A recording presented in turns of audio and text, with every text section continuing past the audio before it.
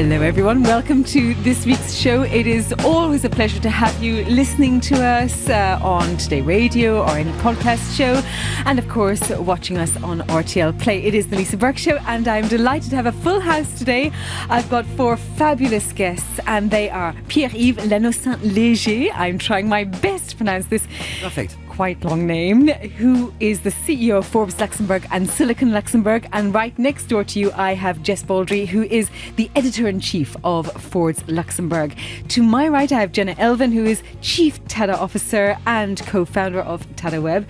Plenty to talk about there. And to my left, somebody who in a different guise was on the show, is Anne Gerres, who is the founder of Philanthropy, who is also going to talk about non-profits and foundations to deliver greater impact with philanthropic endeavours under the umbrella of Philanthropy. So welcome to all of my guests. So Pierre-Yves, I'm going to start with you because you are actually the catalyst for this entire conversation. And we have to say it's no small thing that Forbes has come to Luxembourg. That's very, very nice. I mean, I respected Forbes as a brand. As a reader, I was reading Forbes, the US version of Forbes, and the project of having Forbes in Luxembourg is really exciting. I think it's the embodiment of values. It's celebrating entrepreneurship. It's celebrating success stories. And Forbes was launched in Luxembourg 1.5 years ago. And what was the trigger? Why did it come to Luxembourg? Why did it suddenly think, Luxembourg is a place we should think about having a little pin on the map? Well, there's now 49 editions of Forbes in the world. And this one came through a partnership with Belgium. Actually, we partner to do 3 editions of Forbes for Belux. We do a Forbes Belgium in French, Forbes Belgium in Dutch, in Flemish, and Forbes Luxembourg now in English, because business is in English in Luxembourg. So Forbes is now in continental business English. And you also wear the hat for Silicon Luxembourg. So for those outside of Luxembourg, I mean, I think most people know Forbes as a brand. Silicon Luxembourg is something else. Silicon Luxembourg has been launched 13 years ago. By Charles-Louis Machuron, interesting name as well. He's been here. I've had fun with his name too. Don't worry. Yeah. It's and he started as a blog actually 13 years ago, Silicon Luxembourg, and now it's a community of 40,000 followers. Which is a huge number for Luxembourg. It is, and it's the people who really innovate. Those are the innovators. And we carried a brand review. We looked carefully at who are the readers, their values, and they are the young urban innovators, multicultural community. So we publish 3 magazines every year for them. And we have a monthly events. The newcomers to Luxembourg, the expats, they create their own community through the events of Silicon Luxembourg. And we have a website. We are on social media. You know what is media nowadays. I know what it means. And I mean, this is part of the conversation. I have to say, actually, when it comes to Silicon Luxembourg and Charles-Louis Machuron, yes. I'm doing my best with that name too. I actually knew his name and Silicon Luxembourg before I came. I remember precisely where I was in my old house in London, thinking, what am I going to do when I get to Luxembourg? And I was a following spouse, a trailing spouse at the time. And his name came up, and Silicon Luxembourg came up in one of the meetups, in fact. Yeah. So he was findable at a time when actually 10 years ago, not everything was findable. Things have changed in Luxembourg in just a decade. But a lot of things in Luxembourg were done word of mouth. It wasn't done online, but he was findable. So he was already reaching outside of the borders of Luxembourg. So he did a great job in that capacity. Silicon Luxembourg is a wonderful brand. It's a great media. It's a community of young urban innovators. And with Forbes, we are bringing a different community. It's more the mature. It's more the investors. What is mature? What do you mean by mature? Well, so we carried survey. The Silicon, they are 25-49, if you speak in terms of age. Classic age, really urban. We know them very precisely, actually. We even gave them names. Oh, tell me. Yes, it's Alex and Leah, and they are they look for education, they look for their next job, they look for community, they look for, Jess can also discuss about that. And I can show you, we have the photos. For radio, I know, but... Well, I see. They do exist. Alex and Leah. So this is very good These marketing. are your personas, right? Yeah. It's more than marketing. It's actually when you do media, you need to know your audience. You need to think about your audience. And you need to think like them. You need to know what's their daily life, what they are looking for. And Forbes is completely different. Forbes, it's Claude and Claudine. Look at them. They are beautiful as well. Claude and Claudine. Sounds like a cookery show. They are 35, 59. They are a different stage in life. Mm-hmm. When you create your startup, you are in Silicon. When you sell your startup, you are in Forbes. Yeah. And I'm looking to my right here because, Jenna, you're kind of both.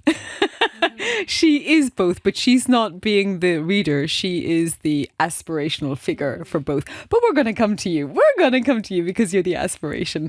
But Jess, you've seen this as well, and you've seen the change. How important is it then to really dig into not just the written word, of which you are an expert, you're a brilliant storyteller. It's what you've done all of your life. And you're also a storyteller on stage. In fact, you do it in both capacities. But with Luxembourg being this smaller community, as you mentioned, Pierre-Yves, it's also about the engagements in real life. And you also do this. Sorry, can you repeat the question? The fact that Forbes and Silicon Luxembourg, you have a lot of meetups. You do things with people in real life. How important is that in addition to the old-fashioned media of just writing? I think it's critical, especially now, since the pandemic, when people were isolated for so long and were sort of in their own little... either echo chambers or places of maybe not always happy places. And I think people are just hungry for connection. And I noticed it as soon as, full disclosure, I think everyone knows I do stand-up comedy. And even just as soon as the lockdown reduced or whatever in Luxembourg and comedy events started, people were pouring in. I remember doing one show, people were just wearing masks in the audience. They weren't laughing, but they didn't care. They were out. But to come back to I don't know. They might have been smiling, but I didn't really know. You couldn't see their faces. They were just hungry for connection, and we see it with the storytelling. But to bring it back to the business community, that is how Luxembourg has actually always operated. I think because of its size, a lot of business deals are done just in these networking events. A lot of jobs are still today not through sending applications, but through face-to-face. And I think in a time where, especially for startups, you can't afford to make a hire that's going to go wrong. It's too expensive. So for startups, it's especially important to have that contact with potential staff, with potential collaborators. Jenna, I'm sure, can speak to that a little bit more. As she is part of a very, very important networking a federation, let's say, not for networking, but it does networking. So it's critical. It is the perfect time to bring Jenna in, actually. Anybody in Luxembourg knows you, and beyond the borders of Luxembourg is where you're becoming much more internationally known. We know you here because you have built from scratch Tadaweb. It's now from inception to 150 employees. You've got offices in Luxembourg, Paris, London, the US, and it's no small thing. You have secured 40 million euros in external capital. So you have built and built and built. Still standing. More than still standing. You're recognised as one of Forbes' 100 top female founders in Europe. That was back in 2016. Obviously, you've been on the cover of all of these magazines we're talking about. And more recently, you are now the president of Pulse, which is Luxembourg's largest startup association. So there's so many things to talk about here. But let's reflect back on the journey of Tadaweb, because everything that Jess has just said and also Pierre-Yves has alluded to, you've seen the startup scene here in Luxembourg. You know what's good and what's bad. So give us a flavour of what you've experienced. Yeah, sure. So I think I'm in a really unique position where when we first started to sort of really create the company around 2010, and that was in Brussels. And really discovering the sort of startup ecosystem that was over there. It's a really complicated place to try and start. You've got your Flemish side, you've got your French side, you've got investors from all different sides. And we got an invitation to attend ICT Spring, the very first ICT Spring, which has now turned into Venture Days and now further along. And what we really found was that at that time, Luxembourg was really trying to diversify from finance and banking. So basically, they were saying, we want to become a startup nation, let's do that. And so that's what really brought us to Luxembourg in the first place. Now what we've seen is that from the early days of, okay, we can pretend we're a startup nation. I was going to ask you, do you think we are? I think we've made so much progress over the last 12, 15 years. I think you can see it now with, I remember reading the blog of Silicon. So do I. No, really, it's vibrant. There is a stage, there's community, investors and innovators in this country. Yeah. And I remember when we had the opportunity to go to the Silicon Valley really early on. And so we went and saw Google and Facebook and Twitter, and we're like, wow, this is amazing. We want to bring this back to Europe. And I remember sitting in a room and saying, okay, we're going to bring the Silicon Valley to Luxembourg. And everyone kind of just looked at us like, yeah, okay, good luck with that. And so we decided to sort of come back, and even in our really small sort of techno port, I don't know, probably the same size as this room. We already had stickers, we already had, arcades, but we already had that kind of thing. And then we kind of just grew with it, and we sort of were determined in our mission of doing things differently and really making sure that Luxembourg has so much potential. We can probably talk about that later as well. But as a nation, we don't even realize how much potential we have. And so we really try to tap into that potential and really try and build up step by step, breaking the way things were done traditionally, Well, I think Europe more generally than just outside the borders of Luxembourg, we have this hat that keeps being echoed back to us that we're risk averse, we're too slow, we're a little bit stolid, we're not moving fast enough. So these are things that I hear repeatedly, whatever industry event I'm at. What do you think? I think there's definitely a lot of, 80% of Luxembourgish businesses are family run. So I think that's the kind of context that we kind of have to understand that we're dealing with. And I think when businesses have been in families a long time, there's a lot at stake. There's a lot of risk. You don't want to kind of screw it up after your generations before you have been actually building something really good. So we can't forget that this is the current scenario. But I think what we're seeing now is that particularly in areas of, space tech, in areas that are, close to your heart, and also there is a lot of potential. But if we really do want to stretch to those different areas, we have to become less risk averse. So I think what I always say when it comes to risk, and it's just like starting a company essentially, right? You have to be able to take calculated risk. So I think Luxembourg is very much sort of the essence and the DNA in Luxembourg. It is, okay, risk, we need to manage it wisely. But I think what's happening now is that understanding that, hang on a minute, we can actually mitigate as much risk as possible by ensuring that we have all the different data points together. So we're definitely moving in the right direction. I think being risk averse has got us to where we are right now. And we mustn't forget that as a country, it's a pretty amazing country. It's a pretty amazing sort of state in the world where we are as Luxembourg. But we are taking more and more calculated risk. So I think it's changing. I think it is changing gradually. And then you've built up to 150 employees now. How have you attracted the best talent?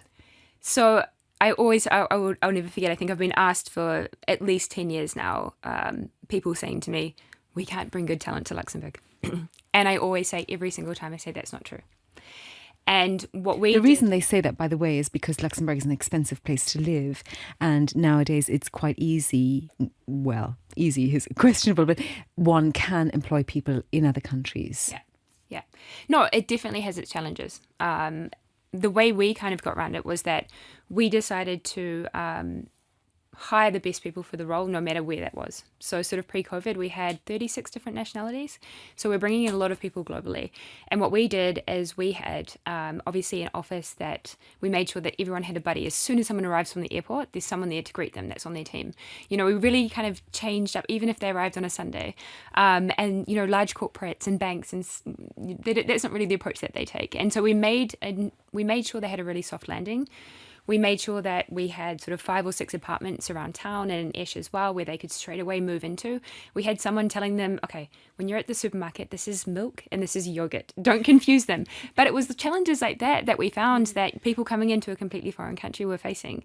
That's such a small thing, but it's true. They're both in cartons. Exactly. And so we focused a lot on sort of just making sure that bringing the right people in and giving them a safe place to land. Mm-hmm. And this comes back to, you have worn many hats, educated in different ways, and psychology is something that's also very dear to your heart. Absolutely. Yeah. So you've used that in the business model to make it a very human first Exactly. I mean, we look at Maslow's hierarchy of needs, right? It's what I've been speaking about. I think I even talked about it in my TED Talk 10 years ago. You know, it's you have to get the base right if you really want to make sure that you can execute at a high level. And sort of understanding that everyone is different, understanding we're all human, really has really contributed to sort of building the amazing team that we have today. You have to think about it at a human level. And then thinking about the human level, that brings me to you, Anne, because you've worked across things that are so close to a person's heart.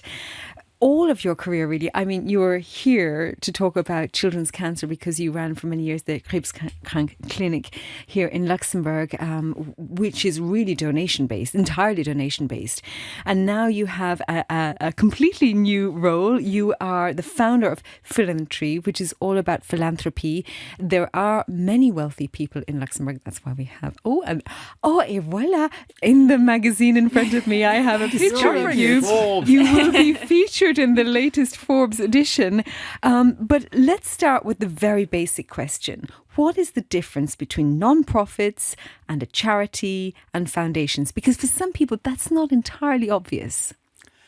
I prefer to answer you telling you what's the common point. Okay, let's do it that way around.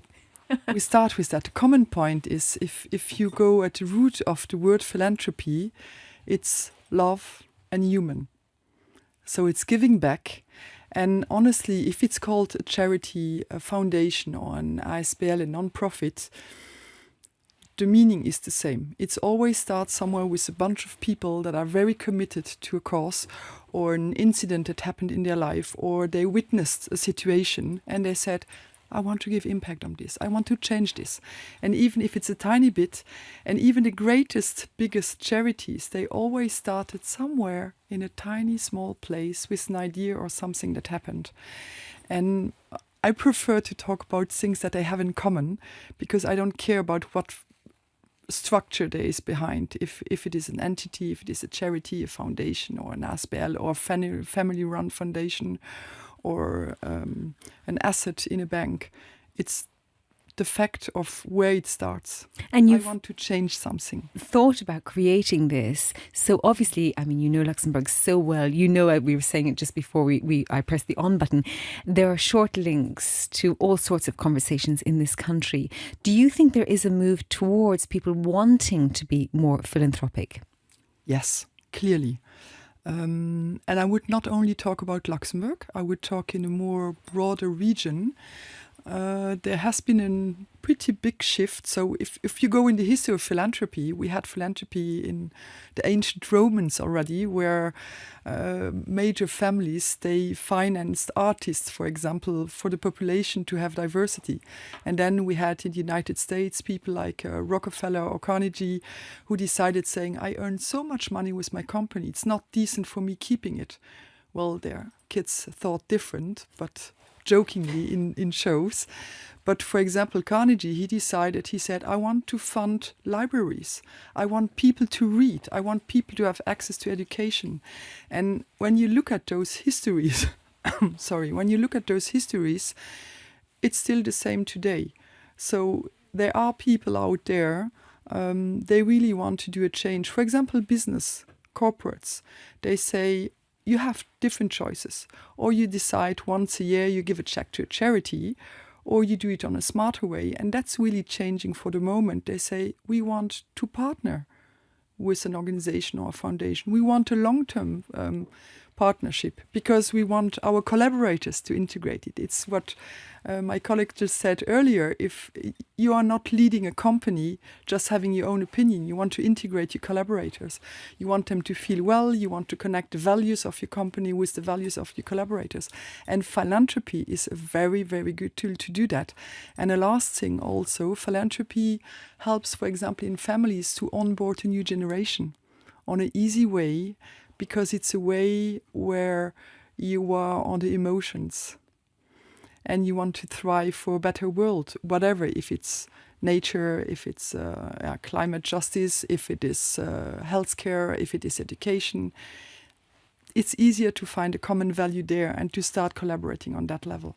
I know, of course, we have so many ESG rules becoming more important in all sorts of businesses. I'm looking at the nodding heads in front of me here, Pierre-Yves. I know you will have written about this. And so just to play a little bit of devil's advocate, do you feel that sometimes, Jess, when you've interviewed people as well, they may be trying to tick a box of, yes, we do this at our company. I know you're doing it from the heart, of course, and I know definitely you are doing it from the heart, and you're trying to embody these companies with the values that will last forever through lifetimes and through generations. But Pierre-Yves, have you ever come across a company that might be just ticking the box? The fact is that the regulation on sustainability can be a chore for many companies and for the financial industry. And the way it's done, it's maybe a bit bureaucratic, and it's not the most efficient way. That said, as Forbes, as a magazine, as a citizen, I truly believe that the UN Sustainable Goals, they are useful, they are necessary. We need that for peace. We need that for the happiness of the population. And in the US at the moment, sustainability is not very trendy. We are Forbes magazine, and I can tell you, we take corporate social responsibility very seriously. So that's why in the magazines that in the kiosk tomorrow, there is ESG. There is philanthropy. There is green finance. That's something that's core to what business should do. We report with Silicon and Forbes, we report on innovating, making business, making money, earning money, and then spending money wisely and for the greater good. That's what we do. Yeah, I think, Jess, you might want to add to this as well, because you will have interviewed many people on this too. Just to add to this thought, a lot of people talk about millennials and the Gen Z view of philanthropy, and that a lot of younger people want to have a job where they feel very connected to the values and the purpose of that company and want to live a purposeful life as well in their lifetime's work. Do you see this through the work of Silicon Luxembourg and Forbes and the different generations that you will have interviewed? Absolutely. And I think it's this is where companies or corporates, whatever you want to call them, the bigger companies are, it's going to have to be more than a box-ticking exercise. It's going to be essential for them to hire talent, to create work environments that deliver meaning and value to their employees. Otherwise, they're not going to, they're just going to have AI agents doing everything, and they just can't. They need this talent. We're actually going to be exploring this a lot more in our next magazine. Sorry to keep plugging. But it is exciting. Partly why you're here. It is exciting because in December we'll release the Forbes Under 30 list. So these are all people who have not even yet reached the tender age of 30, who are doing amazing things, leading companies, challenging norms. I don't want to name names because that would be unfair at the moment. We haven't sorted the list, but young people are doing such amazing things. Many of them are just trying to do them on their own, or finding ways to.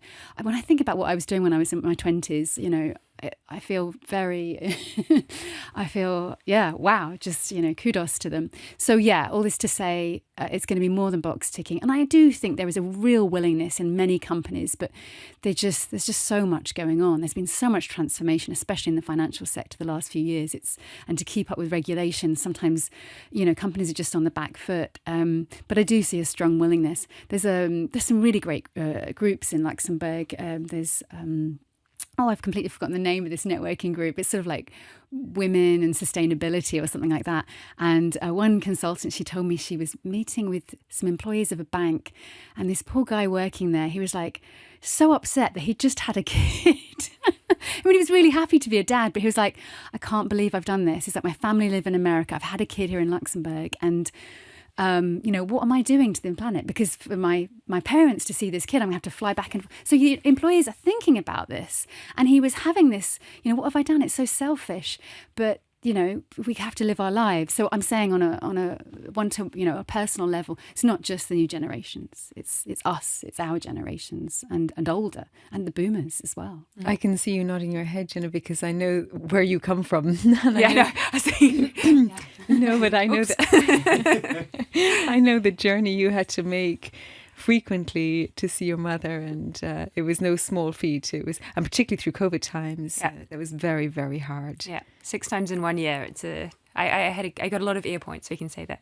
Well, maybe you want to say where you're from, because it's not even getting to the place, but it was an island beyond that. Yeah, so I'm originally born on Waiheke Island, so it's an island off the North Island. So you have to essentially Of New Zealand. Of New Zealand. Right, add that little. So it's The antipode. in total, I think it's 3 planes, a taxi, 2 boats, and another taxi to get from door to door. Really not easy, and you did it so beautifully.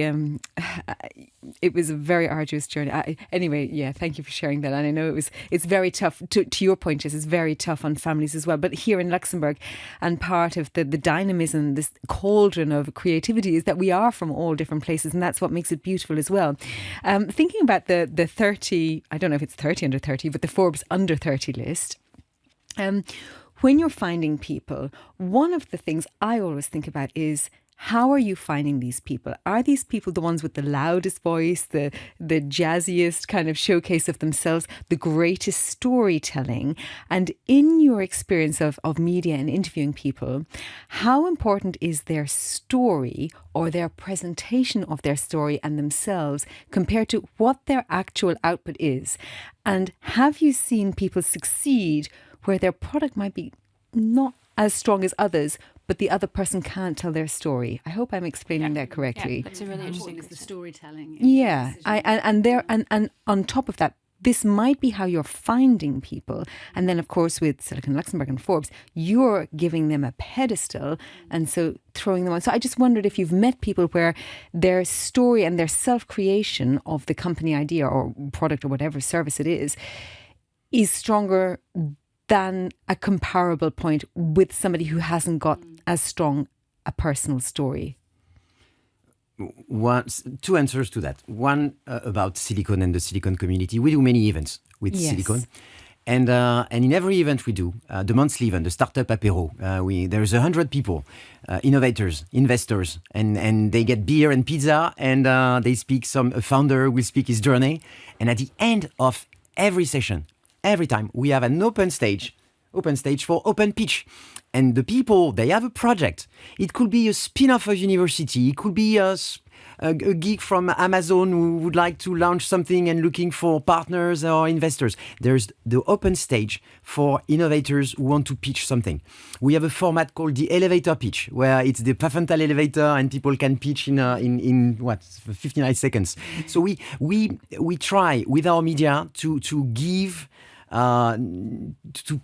shine light on these talents.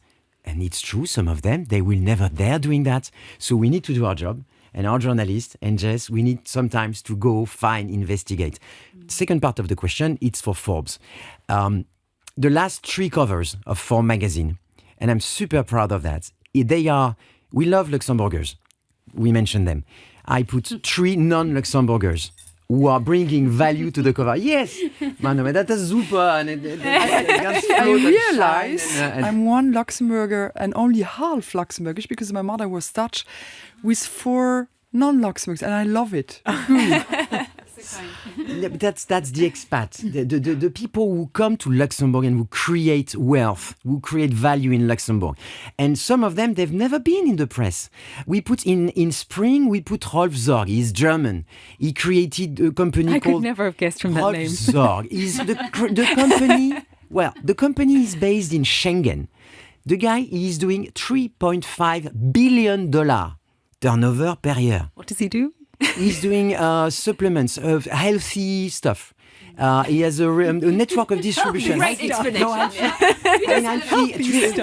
Healthy supplements, to say You've that. given him the best Supplements, tagline of his life. healthy stuff. Healthy, yeah. Quite groundbreaking stuff Yes. too. They even have a research facility where they're looking at how to Yes. extract elements from the skins of grapes for. I'm not a technical. You're a scientific person, Lisa. It's called wine. Yeah, I said they're very well in Schengen. It's already been discovered.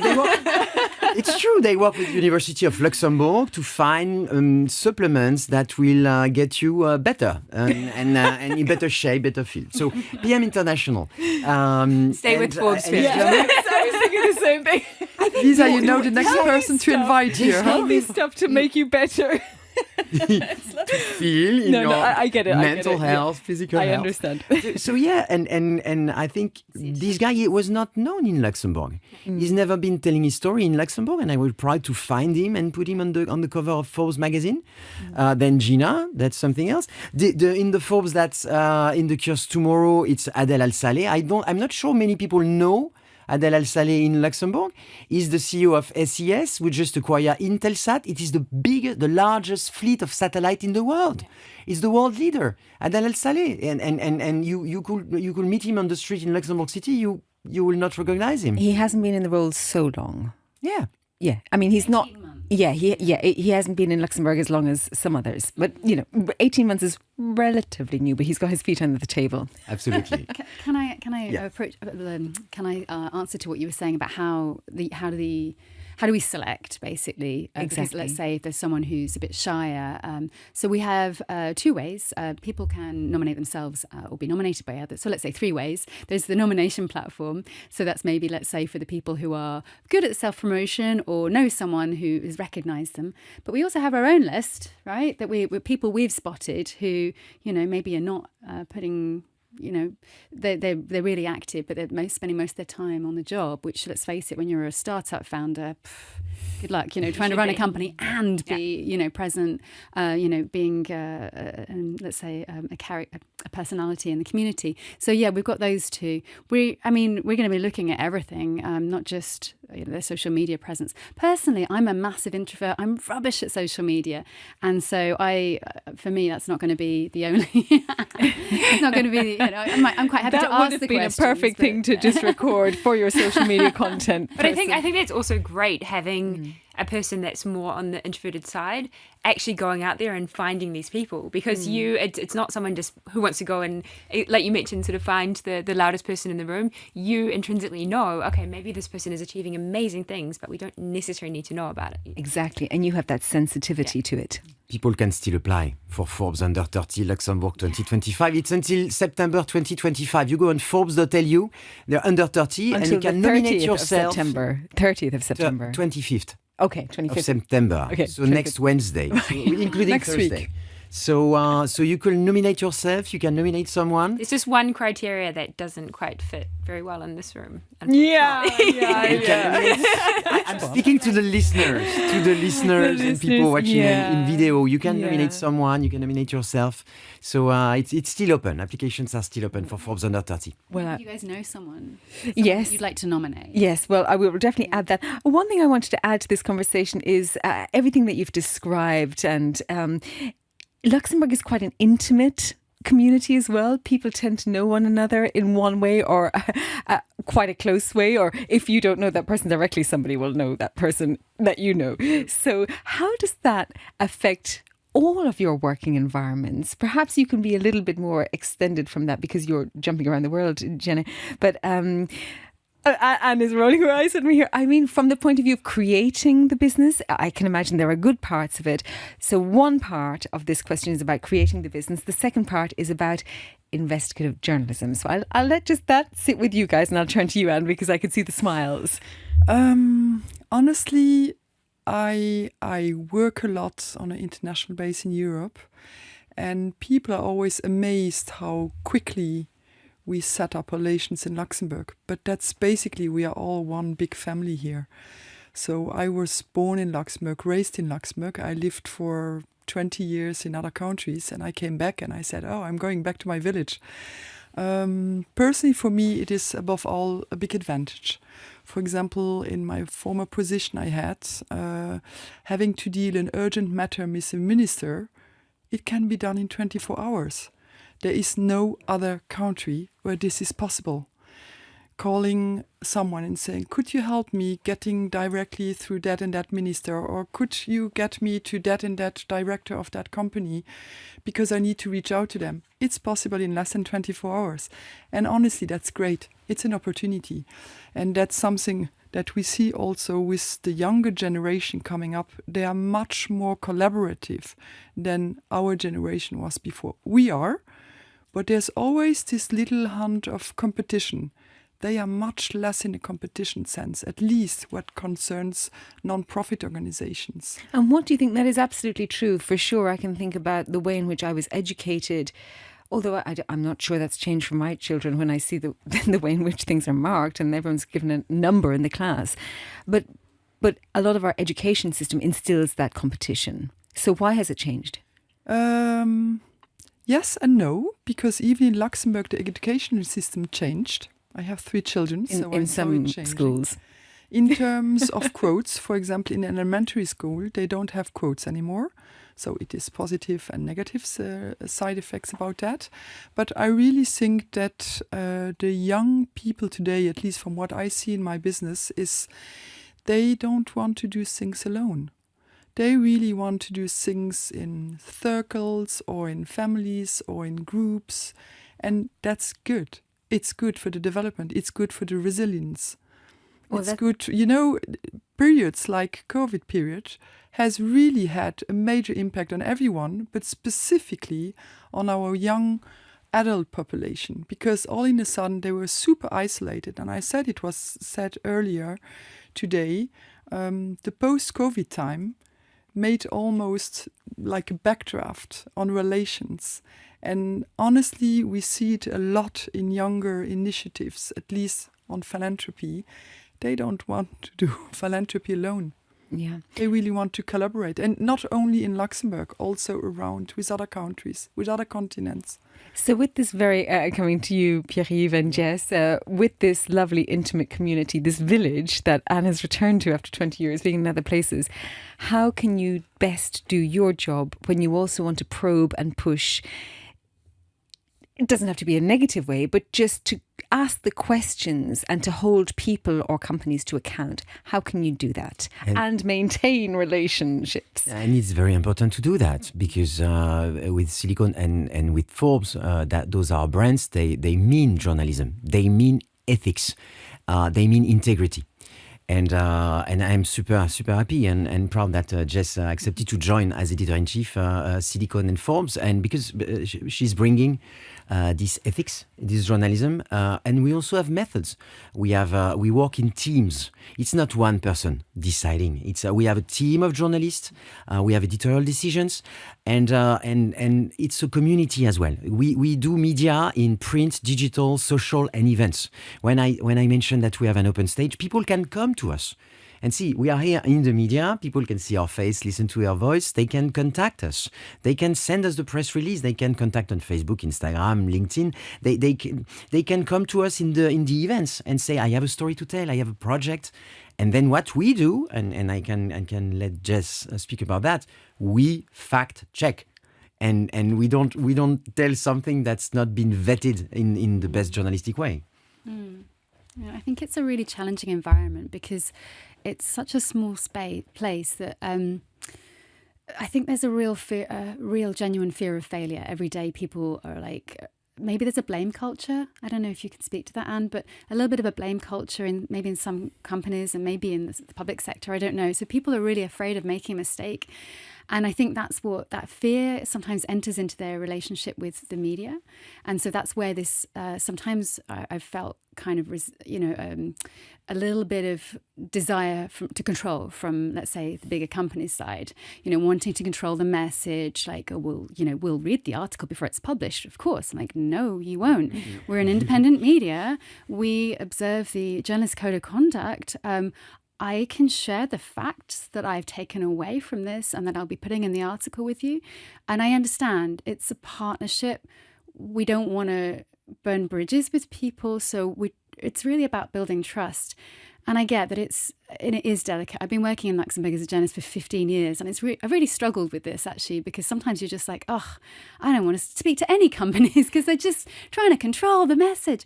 I know this is not true for everybody. So, it's really about building those relationships of trust once they get to know you. I mean, I think we've worked many times with Jenna now, and it was such an easy way to interview. And again, with Pierre-Yves saying that we really rigorously fact check. All our articles are super well researched. I should point out we're not an investigative media. There are investigative media in Luxembourg, which I'll give a shout out to Reporter because they're doing a fabulous job. That's a specialisation in itself.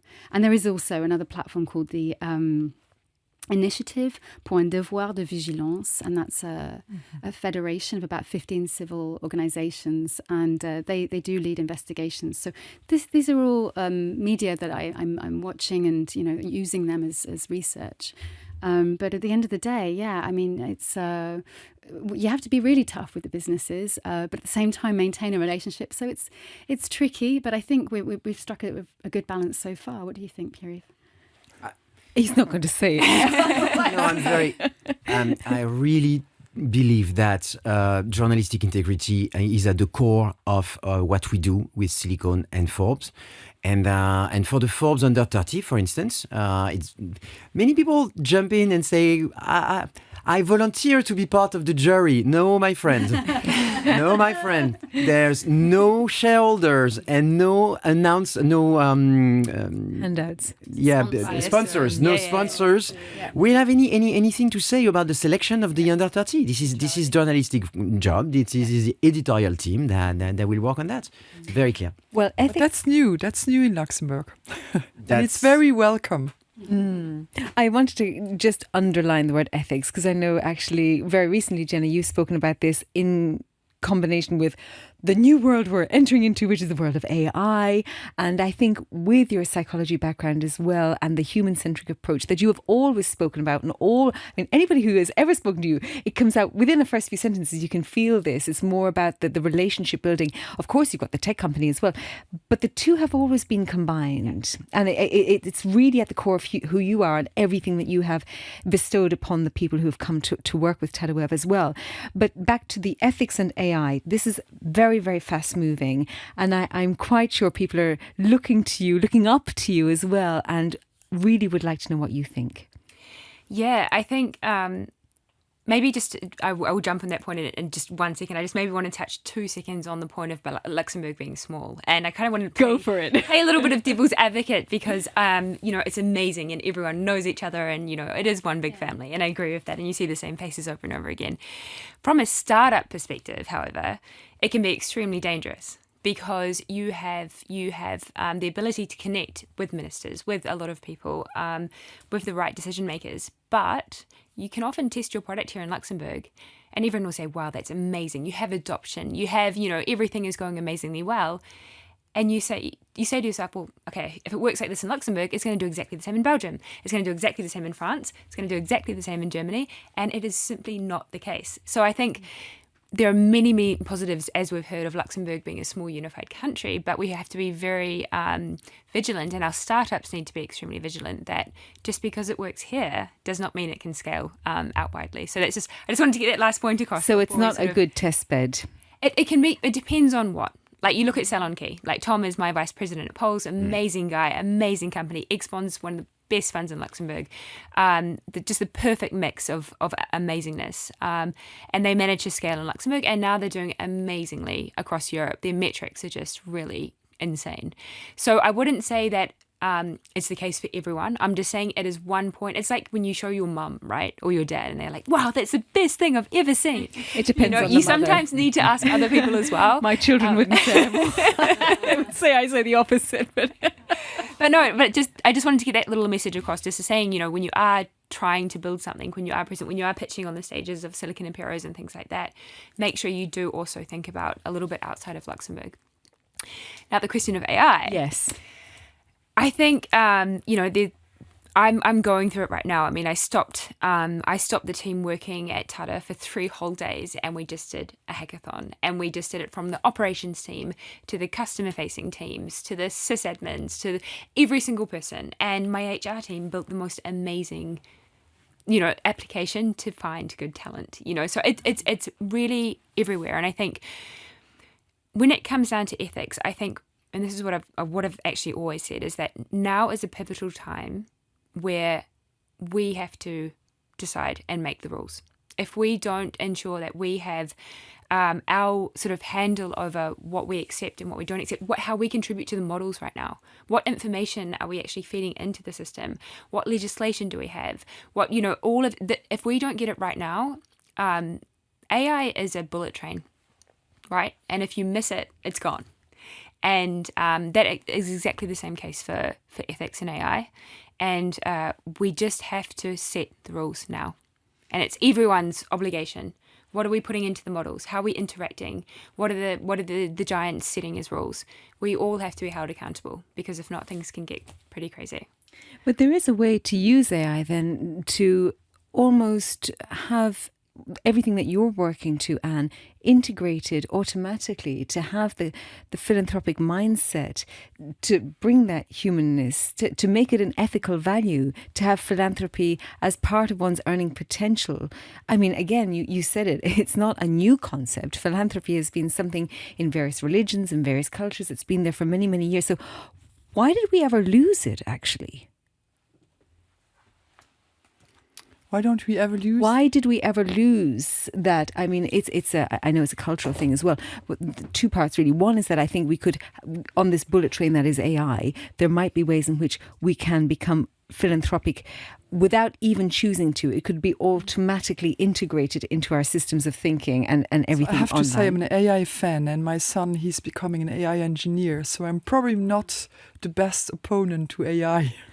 And then the second point is that philanthropic endeavours, one thing You is bake it into essentially the bake it in, experience exactly. of, Make it in so that it's an automatic non-choice. It's just there as part of the system. I think we are in that move. We are in that change. If it is through regulations to start with, it will be, and it is already in many companies.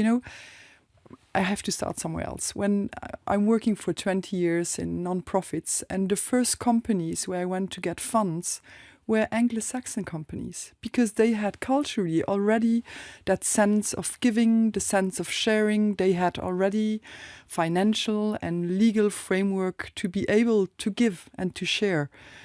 That were the first companies in Luxembourg where I could easily go and say, hey, I need 20,000 euros for a fantastic project. And they said, good, let's sit together and do it. It was a whole different scale when I went to family-owned businesses. They also did it, but in a different way. Mm-hmm. So I think having this international scope in Luxembourg with people coming from different cultures, bringing things in, is very interesting. I just want to sit on that point for a minute. So it was easier for you to go to, 20 years ago, Anglo-Saxon companies where the ethos of giving was already baked in, to use your wonderful word there, Jenna. But the family-owned companies, so the family-managed businesses of high net worth individuals, even though you may have literally known these people, they were not giving away their wealth so easily. They would give, but in a totally different way. It would not be obvious. 20 years ago, when I went to see a family-owned business in Luxembourg, they said, we would like to do something, but we don't know how. And they would give a check, which is great. But that's not what philanthropy is about. Philanthropy is about long-term relations. Philanthropy is about looking for the impact. I was almost running behind and say, hey, I want to tell you what happened to you, 20,000 euros. They said, no, it's fine. Have it. And I said, morally, no, just the idea that they're giving, they don't necessarily need to know what it is, but they just need to know they're contributing rather than this. And today it's totally changing. Philanthropists today, they are looking for impact. Yeah. And when they know, okay, this and this is happening, if I contribute to it, then they are tremendously generous, because they are looking for that impact and long-term impact, not short-term impact. They're really looking to, okay, when I help you in this for the next 3, 4, 5, 6 years, will that really change something? What are your KPIs? We didn't talk about KPIs 20 years ago. No way. Today, it's one of the major criteria if you want to work with philanthropists and you need €1 million for your project to run. In philanthropy, you need to be business-oriented and minded. You need to structure your project like you would structure a company project, because that's what they are looking for. And it's good. I always say the partnerships I did that were the longest lasting were those where the company or the donor was interested in what I was doing with the money. Mm-hmm. Not those who were generous in one shot. Well, that comes back to everything It's about telling the story and being part of the story and creating the story and the narrative. Again, through your I'm not saying you're old. I'm not saying you're old. I'm not saying which category you fall into, Pierre-Yves. I mean, He's I'm Forbes. slightly in the He's Forbes. I turned 50 actually. So, oh, congratulations. Claude including. Claude, you're very like Claude. Yeah. Claude is based on you, in fact. Again, you will have had many stories and experiences of seeing the changes. What changes do you think are good when it comes to business and philanthropy and the startup nation that is or is not Luxembourg? And what could be improved? Okay, that's a good question. Of course, we wonder, and we try to build something long term, and we are telling stories with both Silicon and Forbes for several years. So for Silicon, the next big topic will be AI. And that's in November. So we do magazine, we do a conference, we do everything digital. We're really focusing on AI, what is changing, the impact, the doers, the side effects, everything. And the next one, it goes hand in hand. Actually, it's about HR. And yes, in the spring we do state of talent. And talent, what is it in Luxembourg? It's talent acquisition. How do we attract talent in Luxembourg? Talent retention. How do we keep them happy, keep them and families and everything, and education. Well, could I add one more thing to that? If you've just mentioned AI and then HR, yes, a lot of young people are wondering if they could even ever be talent because they're just seeing jobs disappear. At the entry level in the companies, yes, because ChatGPT is better than your intern.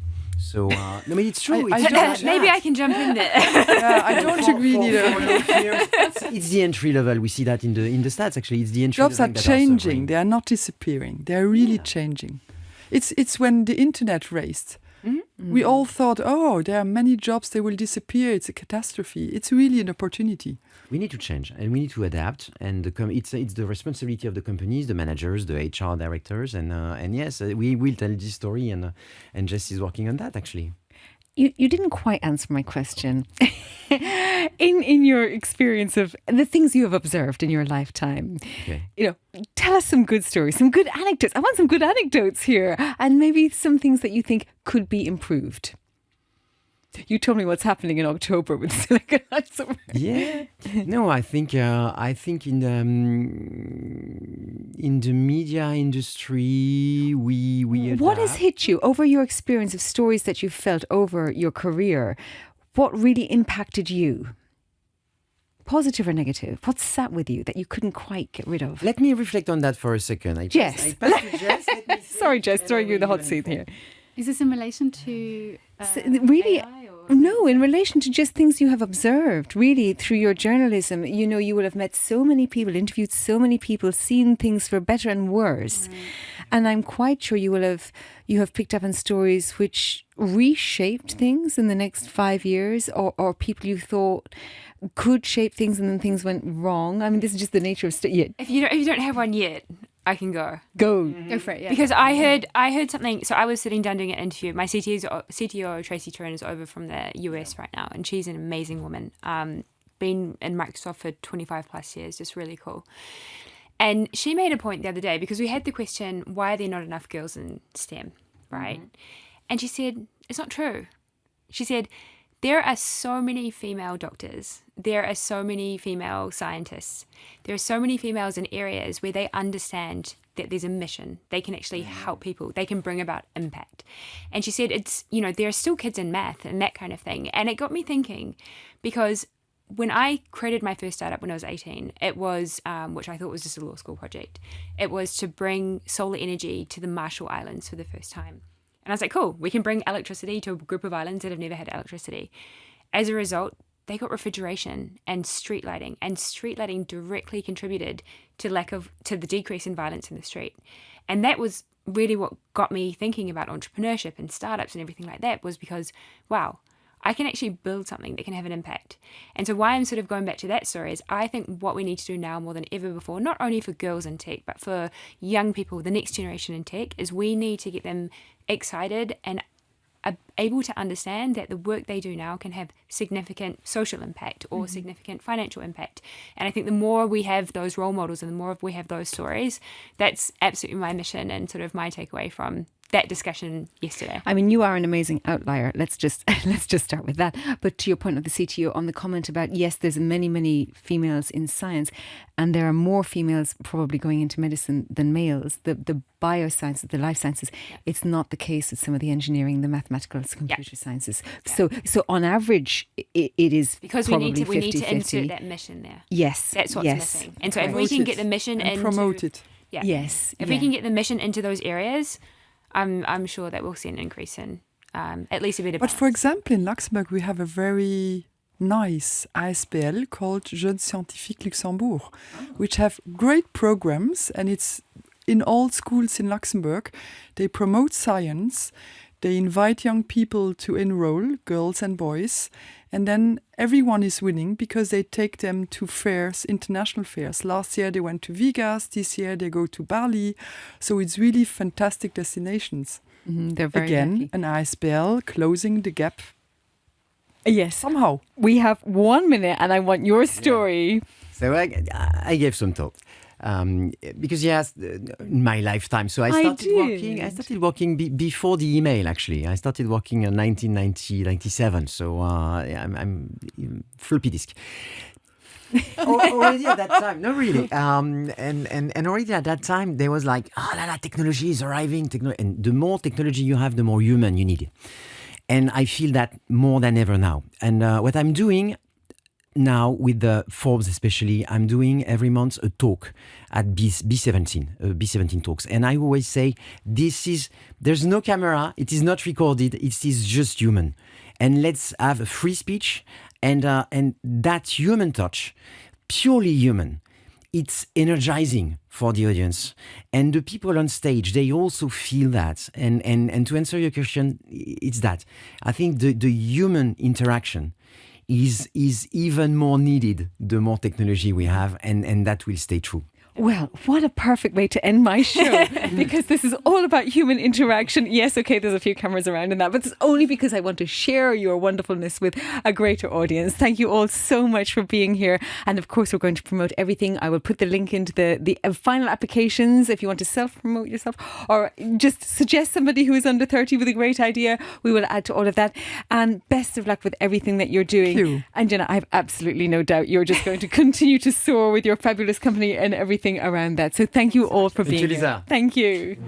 Thank you.